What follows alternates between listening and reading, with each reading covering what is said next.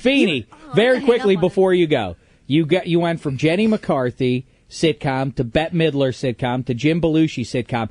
It only makes sense from where I sit that your next project is this Colin Cowherd sitcom that I've been hearing about. Have you heard? Oh my God! By the way, when I read about that in the trades, I knew you'd be jealous. I knew that you lost sleep over that. I'm not jealous. What I mean, I'm not fooling myself enough to think anybody should make a sitcom out of my life. But how ridiculous is that?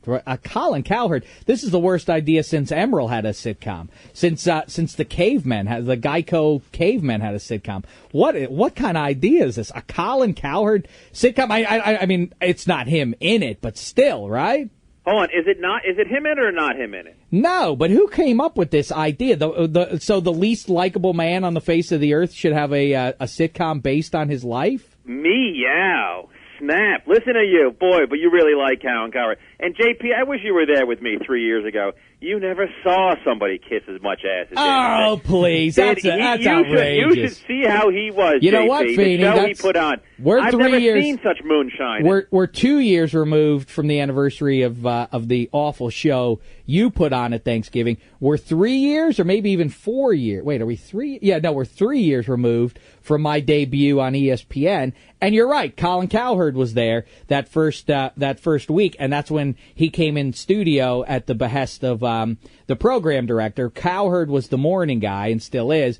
And you know, I had the afternoon show, so he figured, listen, let's create synergy and so on. Let's bring Cowherd into your show to give you his stamp of approval of sorts. So Cowherd's in there, and immediately he just has that presence. You know, I'd heard him, you know, in the past and didn't like him. King of the straw man argument. You know, he says stuff like, hey, you know, well, first of all, he likes to brag about things like, hey, you know what I do? Let me give you a little advice. I didn't ask for any advice, Cowherd, on what I should do. Maybe in hindsight I should have, given the way things went. But I said, he said, you know what I do? I script every word I say on the air. I script every word. I script the ums and the uhs and everything. Wow, that's great. That's so you're off the cuff. You're a natural talent. You sit there and you write a script for yourself, so you sound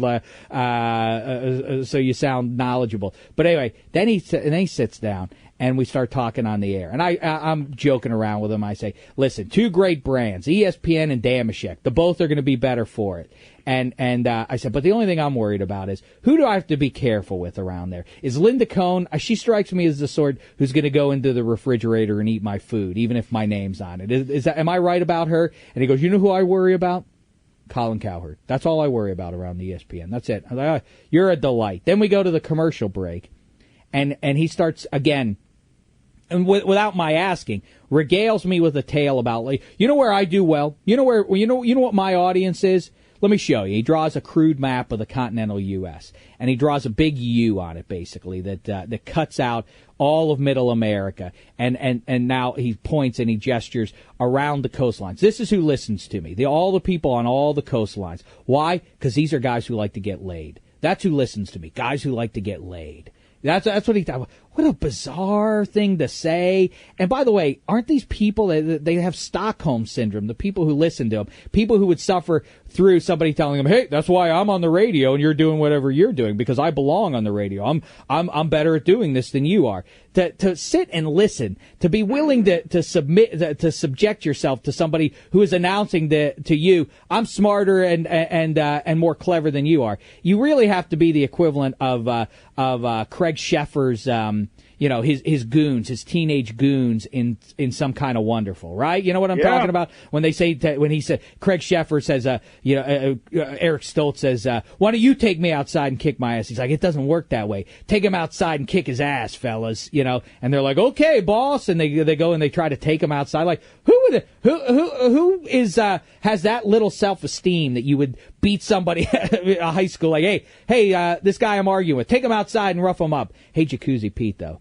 If Frank Tattoo continues to look at me like that, take him outside and rough him up, please. I'm terrified. Hey, you're part of the problem. But anyway, you follow my point. Did I make a mistake mentioning Cowherd? That was some sort of attack on him. Really touched the you nerve. are better.